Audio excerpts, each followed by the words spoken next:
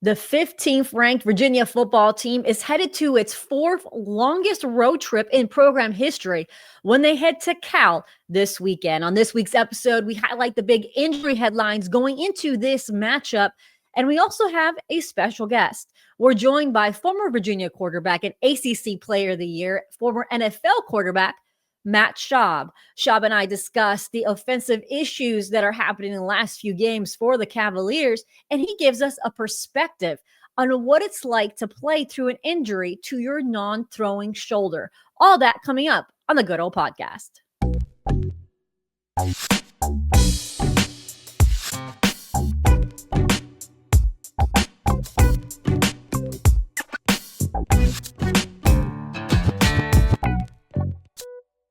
Hi, and welcome to a new episode of the Good Old Podcast. I'm Jacquie Franciulli for Wahoo's 24/7, and Virginia football keeps climbing up those rankings. Virginia is now number 15 in both the AP poll and the coaches poll after beating North Carolina on the road. It wasn't pretty. Virginia, once again, won in overtime. That's 3 overtime wins in the last 4 games for the Cavaliers, but that's quite the turnaround for a team that lost those close games. Remember, in 2023, Virginia was in several close games, 5, and they lost and were within 3 points. So that's a major turning point for Tony Elliott and his staff. They have learned how to win those close games. Now this week, they head to the road to California. This is their first West Coast trip since the ACC expansion. They're actually one of the last ACC teams to journey out west to one of the new additions, the Cal, Stanford, and SMU. So this is going to be a test for UVA. And this episode is a little bit different. I'm going to break down the top headlines for that game, just to do with injuries. But then we're going to take a quick break, and we're just going to have as our special guest, because on this week's show, we invited former ACC Player of the Year, former Virginia quarterback, and former NFL quarterback Matt Schaub to the show, because it's no secret that UVA's offense is not clicking.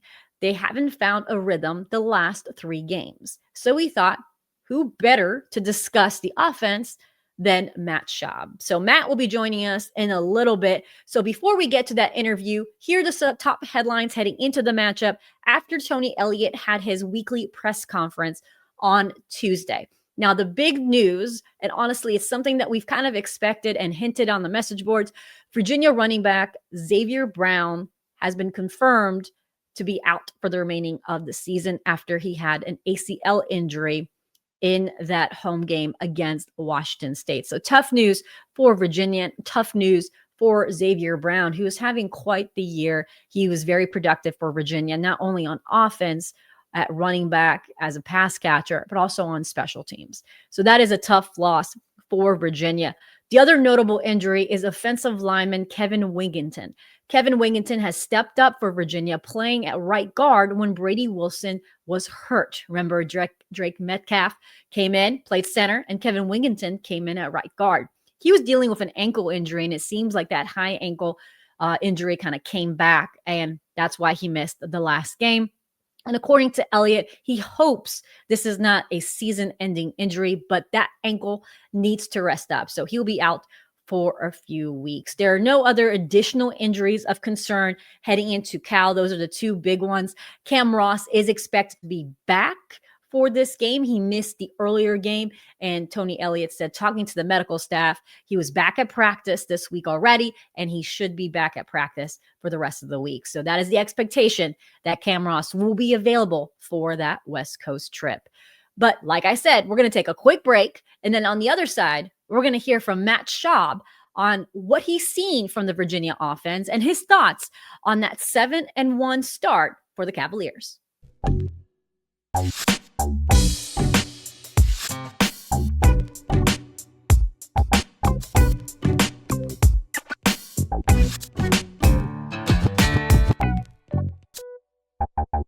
And as I promised you, I have a special guest on the podcast this week. Here welcoming is former Virginia quarterback Matt Schaub, former ACC Player of the Year, and current color analyst at Virginia Sports Radio Network. Matt, thank you so much for joining us this week.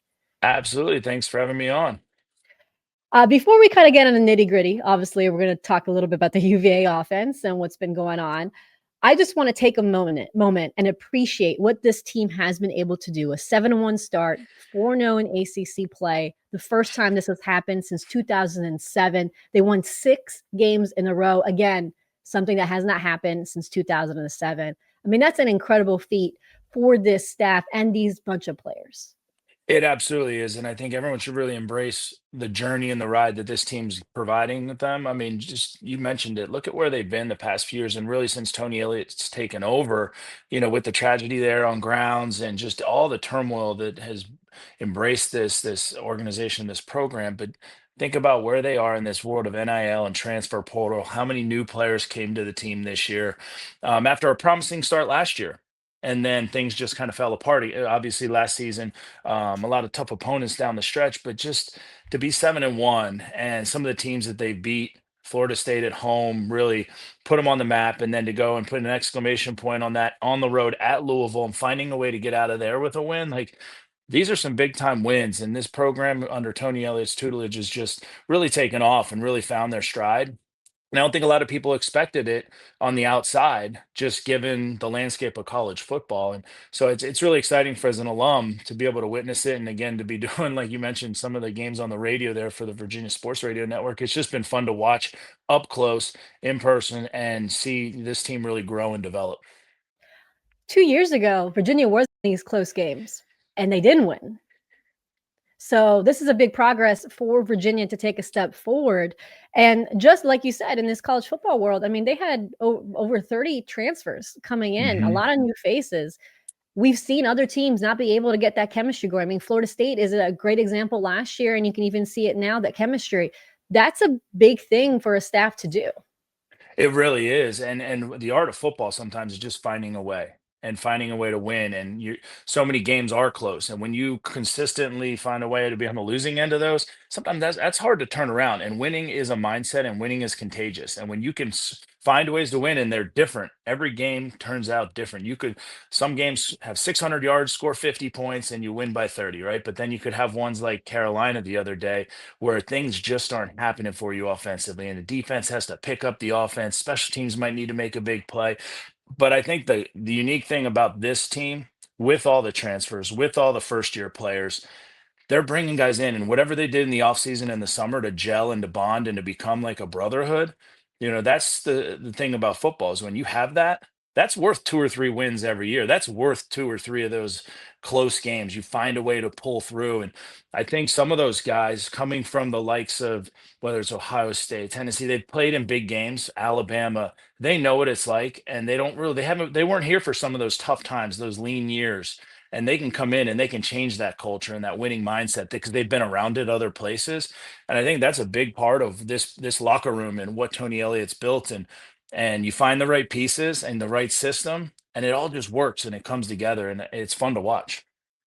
Yeah, I think Chandler Morris said it best. This team wasn't here last year. This team wasn't here 2 years ago. These guys didn't experience all the losses and all the stuff that went wrong. I mean, they didn't have those demons on their backs. This is a team that didn't experience that. So that every time you ask them, it's like, well, that didn't happen to me. I wasn't part of this Hmm. team. This is a new culture.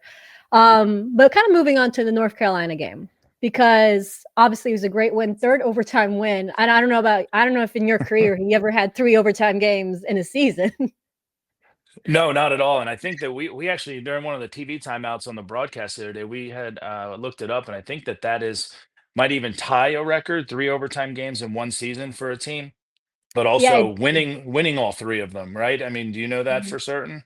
Yes, it did. I think David Teal was the one who came up with the stat. He said the last team that had 3 overtime games in a year was back in the early 2000s. Well, it just says a lot, and especially, I mean, almost back to back could take a Washington State aside. I mean, that's 3 out of the last 4 games that have gone to overtime. I mean, it almost seems like you play Virginia on the schedule, just prepare to play in overtime. Just fast forward to that, and we'll just cut the game time down by like about 3 hours. But that's what's special about this football team. The North Carolina game, for instance, like I think there were a lot of expectations, especially offensively, that we were going to go in and, at least from my point of view, it was going to be a 30-point day. walking into the tunnel with the win, at the end of the third quarter. And I know that that's not necessarily how football works, obviously, but I just thought offensively we were going to just control that game. And their defense came out with a lot of firepower and a lot of energy, and like a Belichick defense does. But I thought we would find a way, and it was like a lawnmower that wouldn't start. You just kept pulling that cord, and it just wasn't happening. But luckily, our defense really found themselves in the second half and shut down their offense, made some big plays.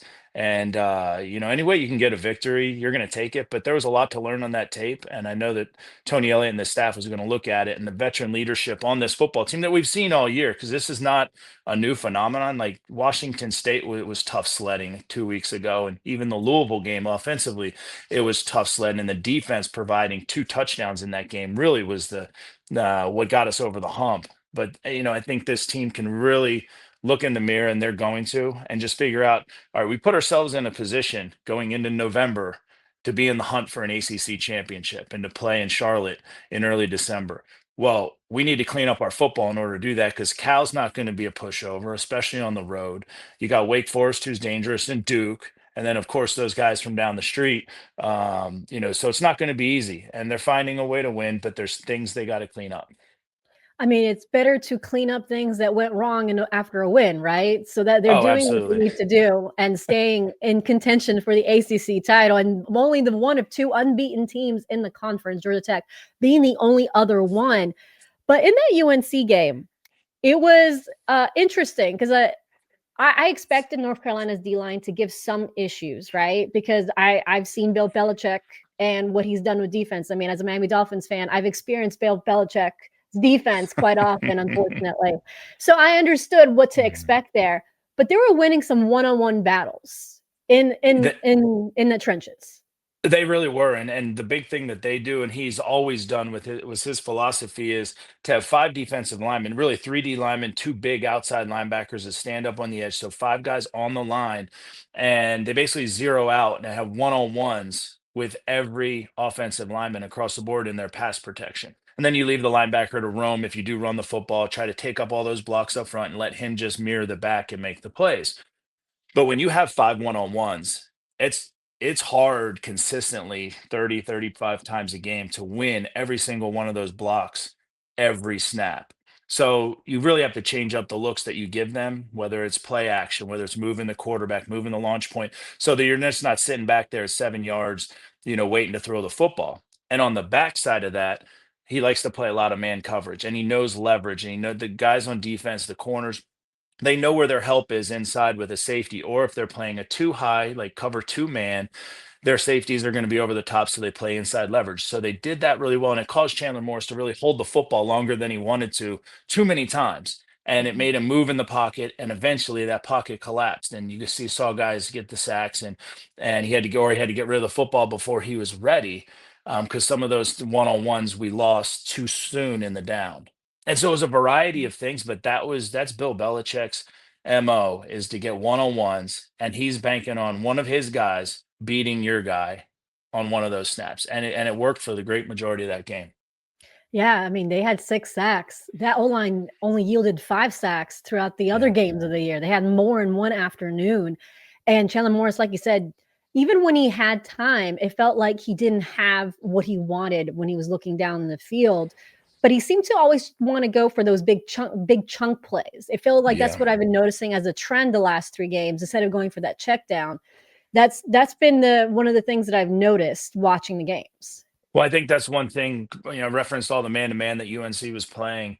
And a lot of the times that leads you to down the field throws versus man-to-man, especially on third and short. They're going to play tight man coverage. So a lot of the fades or the go routes, that's where the ball's going to go, because that's your man-to-man beater.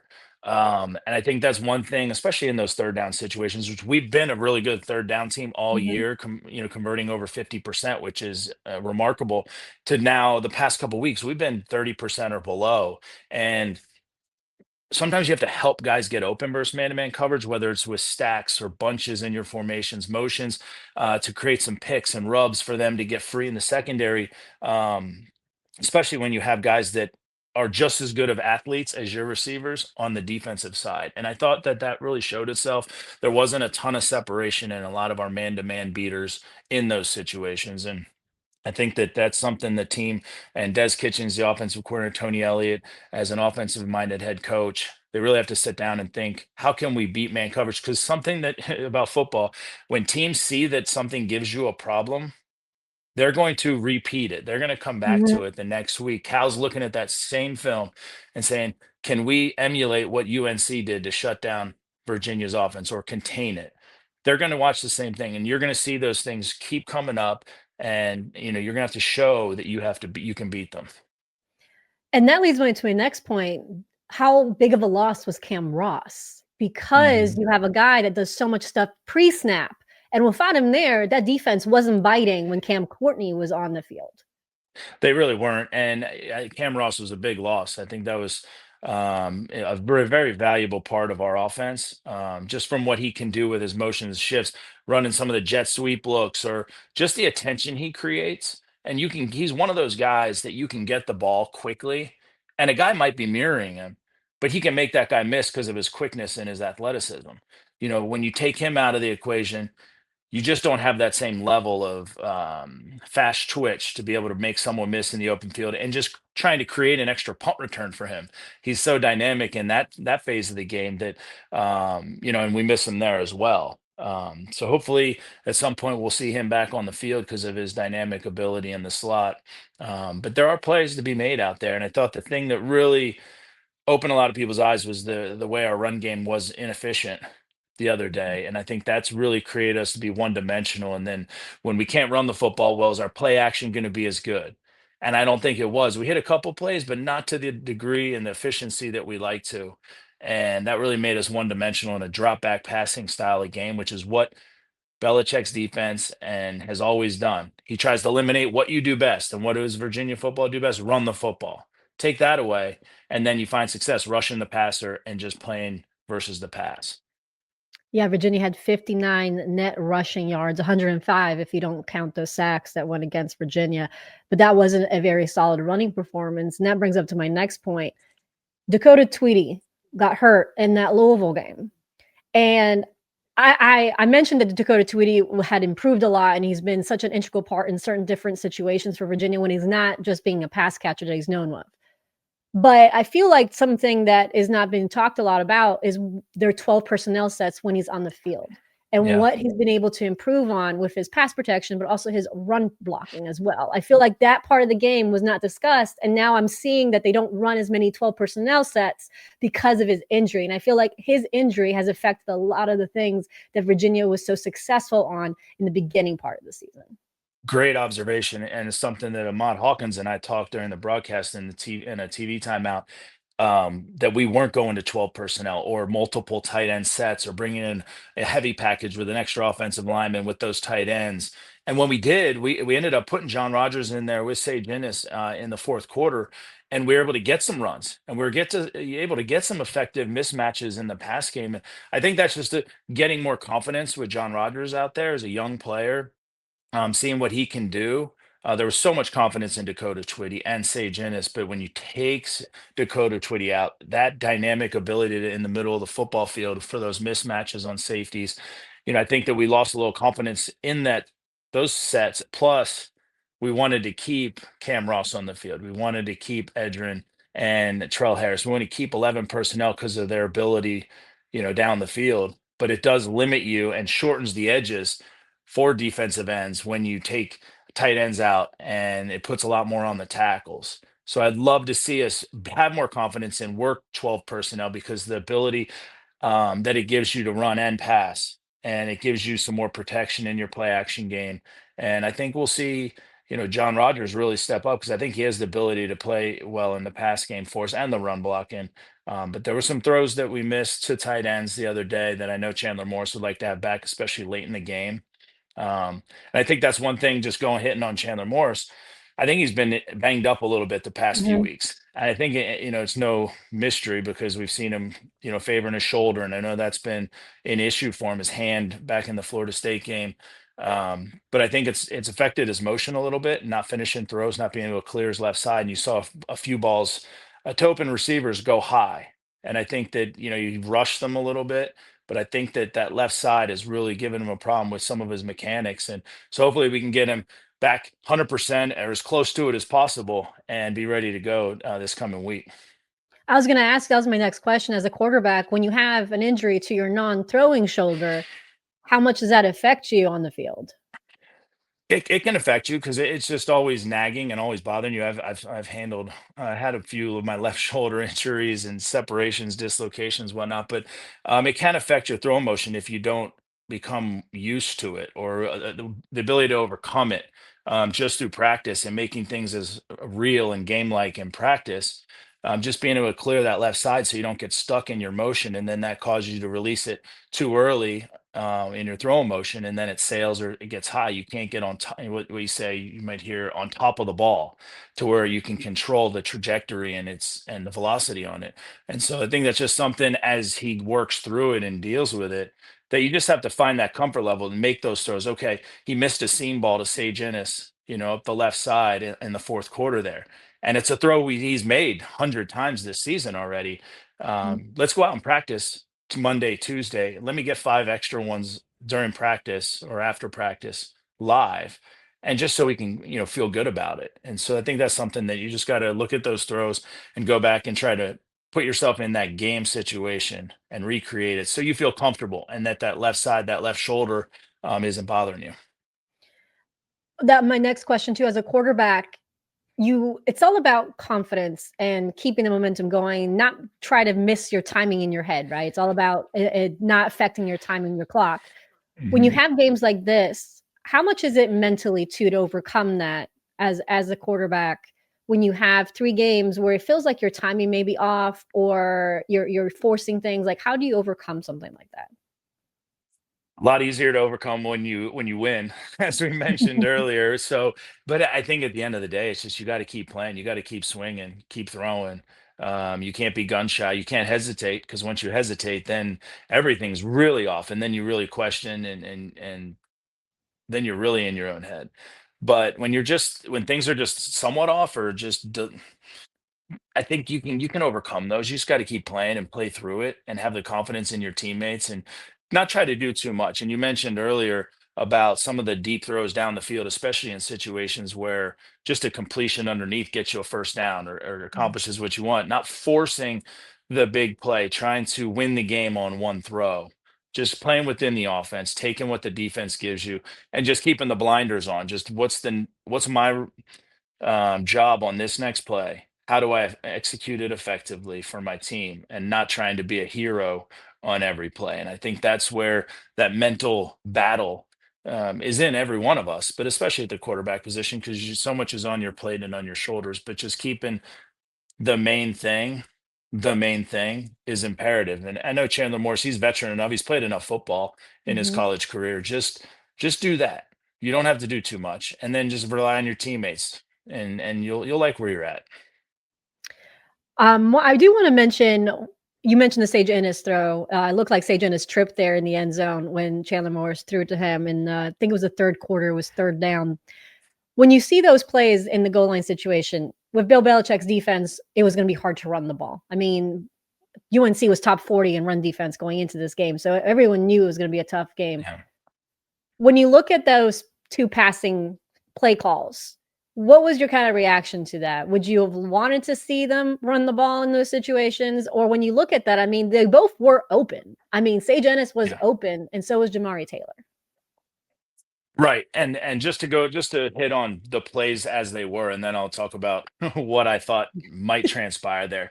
The third down play that he threw to Sage Ennis, like it was like a little rollout to the right, throwback to him running a shallow cross just inside the end zone. And you could see him trip. One thing that I was always taught as a quarterback when you're going to throw a screen pass or going to throw back the other way is to get your eyes there as soon as possible and get your eyes there before you start your throwing motion. And I know he had a guy bearing down on him, but I think Chandler Morris had time to be able to give a little bit more ground. Recognize that Sage stumbled because there was a viewing angle of him to see that. Give a little bit more ground, and he didn't have to throw so hard. He could have laid it more towards the front pylon and let Sage regain his footing and run underneath of it. I think there was time there to do it. I'd have to go back and watch the film to verify that, but I'm 95% sure that that could have transpired. Then on the fourth down play, I think once Jamari Taylor went in motion, to the three receiver side, you almost knew that it was going to be some sort of pick flat where you're going to try to get man coverage with him and a linebacker and just have a receiver and tight end get in the way to throw it to him in the flat. Someone on the front side edge, I believe it was a tight end or tackle, I don't know for certain, John missed Rogers. their block. He missed the Mhm. block. And so there was a guy in his face. Well, there was still a throwing lane for him to be able to, for Chandler Morris to make the throw. The thing when you're throwing on the run, and it's another thing I was always coaching it has proven true since the beginning of football. When you're throwing on the run, I was always taught you have fast feet because you're moving. That's going to create the velocity on the ball. Have a slow arm, fast feet, slow arm, and just throw a dart.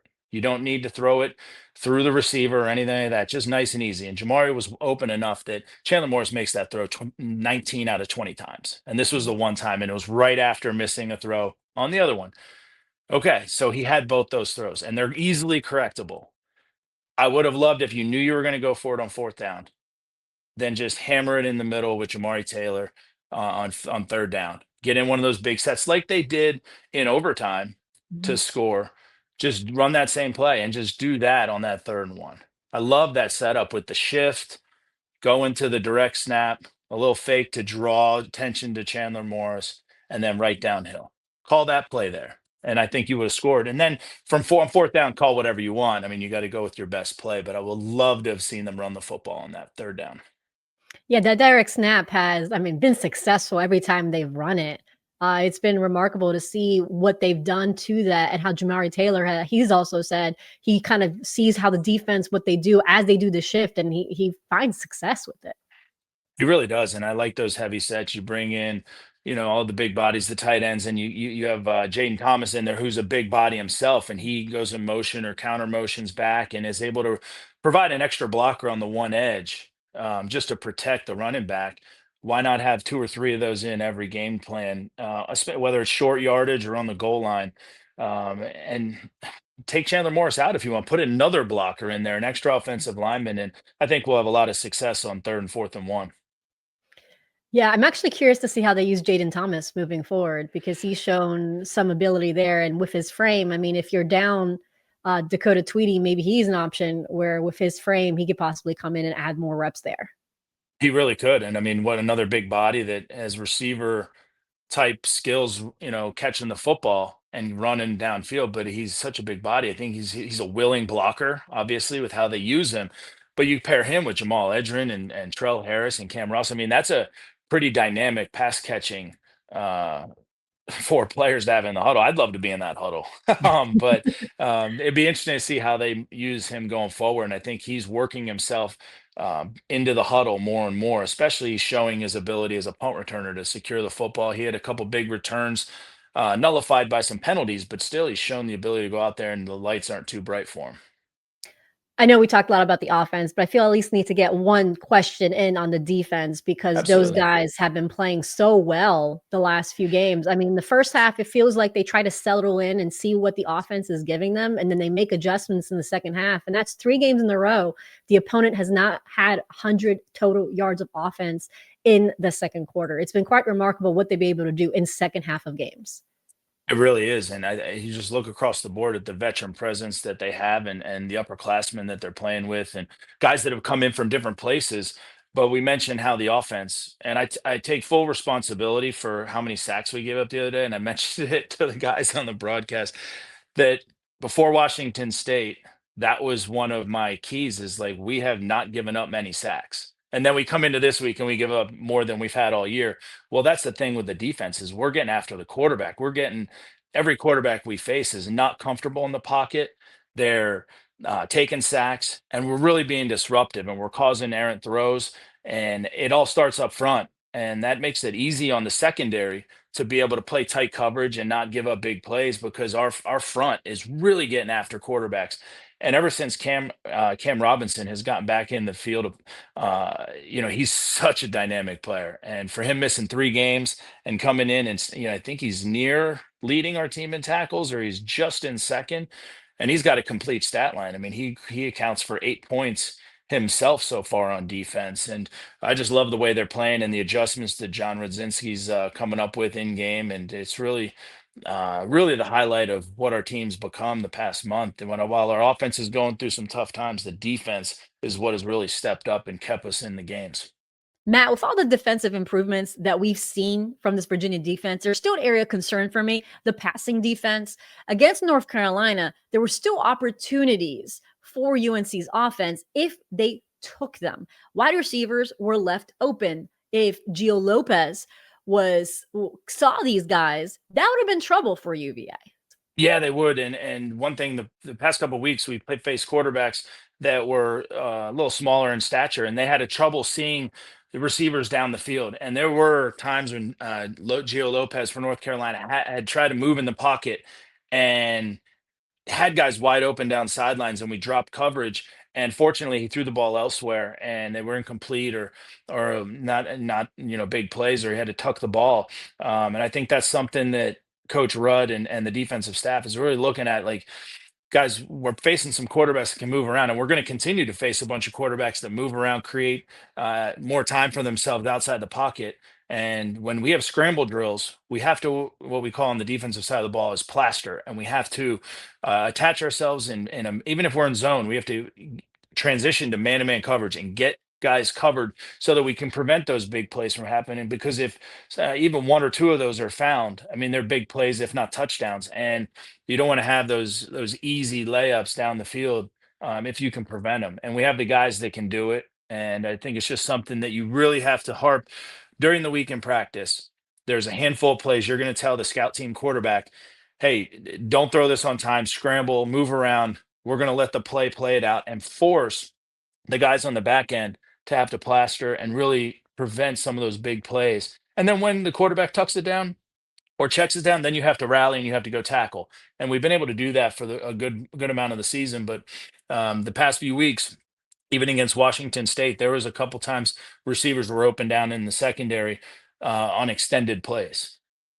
The reason why I bring this up is because when you move forward to Cal's quarterback can be someone that can target those wide open wide receivers. So that is a main concern when they move forward to this matchup this weekend. He can. They have a lot of talent on their offense, and they have a lot of talent at the quarterback position who's playing really well, and they're going to exploit it. And they're watching that same film. It's no different than what does a defense do to our offense to try to slow them down. Their offense is looking at our defense, and guys, if we can block them up, there's plays to be made in the secondary, especially if we extend those plays or we create new pockets outside and run a little bootleg or play action with our quarterback. We can get some guys open in the secondary. So those are things that I think the defensive staff has to show Cal's ability to do that and exploit it and show the secondary, like, look, we have to cover, guys. We have to cover. It might not be 2 or 3 seconds. We might have to cover for 5 or 6 seconds on some plays just because of the play extensions that their quarterback will have. And down the line, Duke's going to have the same thing with their quarterback, who's a dynamic player, as well as Wake and Tech. So it's going to be something that's going to show up, and but it's easily correctable, just like everything else. These aren't things that require any calculus degree to be able to discern. Well, thanks, Matt, for talking a little about Virginia football. Do you have any other last thing to say about this team? You've seen them play. You've seen them play in some crazy dramatic fashion this season. They really have, but it's all good things. I mean, it's so encouraging for the Tony Elliott regime and for this program with just how college football is evolving and the NIL space and everything like that. That it's just really fun to watch and see Virginia football really establish itself in the ACC and be at the top of those standings. And it's just the tricky part's going to be how to do year in and year out now with the changing landscape and the portal and everything. But it's so good to see for the program, for the fan base, for the university, for the coaches, because there's a lot of hard work. There's a lot of things that people don't see that go on behind the scenes and all the late nights, early mornings, the time invested in it, just to go out there and play the game of football and play it well. And I think that shouldn't go unnoticed. That it just doesn't happen overnight. It's a lot of work, and it's just fun to see. And I think everyone just needs to embrace it there in Charlottesville and be enjoy this next month. enjoy the ride, right? There's not many Exactly. teams that are 7-1 being talked about in the ACC race and the college football race. Enjoy it. The other thing, you control your own destiny. If you want to play in Charlotte, you control your own destiny. You don't have to ask for any help or anything like that. Just keep winning. Don't worry about anything else going on outside of your building and your huddle and your locker room. Just keep the focus on Cal this week, and they're the next team up, and then move down the road from there. Well, Matt, thank you so much again for joining us on the show this week. Absolutely. Thanks for having me.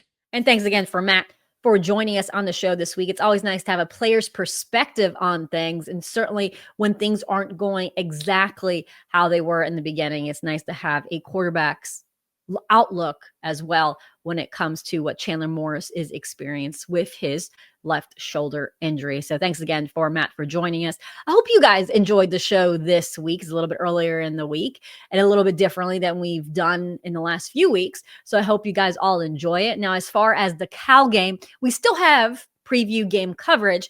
That's going to be found on Wahoo's 24/7. All that coverage that you normally expect, from looking at keys to the game, what players on Cal's team to watch, what are Virginia's team saying between the coaches and the players, all that's available. And that's going to be on Wahoo's 24/7. So go ahead and go check that out. We also have some recruiting information that's been dropping because the game against Wake Forest is going to have some visitors that have lined up their trips to Virginia. So we'll start looking forward to that as well. So all that's on Wahoo's 24/7. And remember, if you're watching us for the first time, why don't you go ahead and click that bell and like our channel on YouTube so that you're notified whenever there's a new video posted here, and head over to wherever you listen to your podcast and leave us a 5-star review so we can continue to grow this show. Again, I hope you guys love the interview with Matt Schaub and love all our content. And I hope you guys have a good rest to your week. Enjoy Halloween, have fun with your family, and I'll see you back right here next week.